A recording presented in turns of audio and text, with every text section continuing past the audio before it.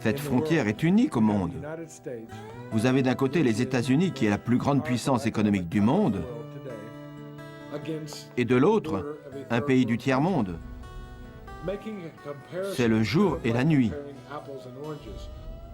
Chaque jour, Ed Trush, qui vit à El Paso, emprunte cette autoroute qui longe le Rio Grande. Ce fleuve marque la frontière entre les deux pays.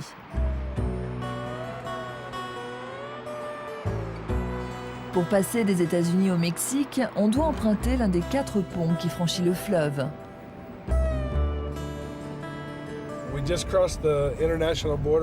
Voilà, on vient juste de passer la frontière. Pour entrer au Mexique, on a une chance sur 8 d'être contrôlé. Alors que pour entrer aux États-Unis, il faut faire la queue car chaque voiture est contrôlée. Il faut que l'on déclare toutes les marchandises qui proviennent du Mexique.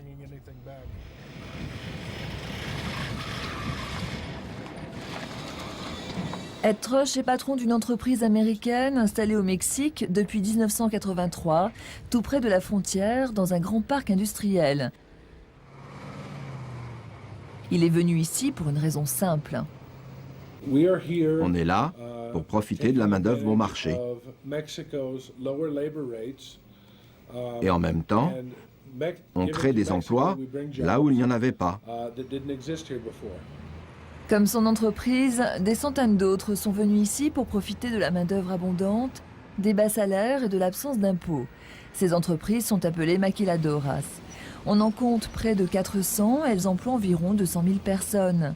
Les plus grandes multinationales américaines, japonaises et européennes ont ici leurs ateliers de montage. Tout a commencé en 1965, quand le gouvernement mexicain a autorisé leur installation. Depuis, le phénomène n'a cessé de s'amplifier.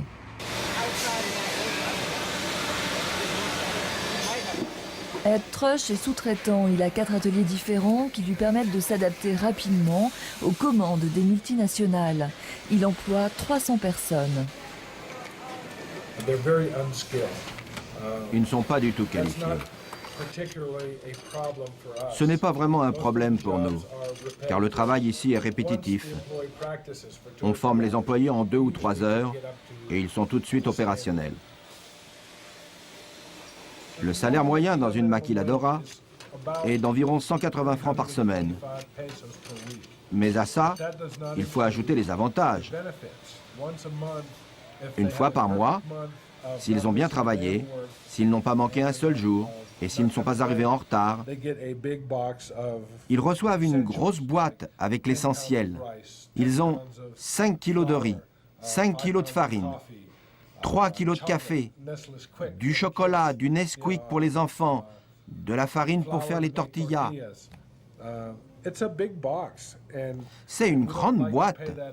On préfère ne pas leur donner d'argent liquide, car ça, on est sûr qu'ils l'apporteront à la maison.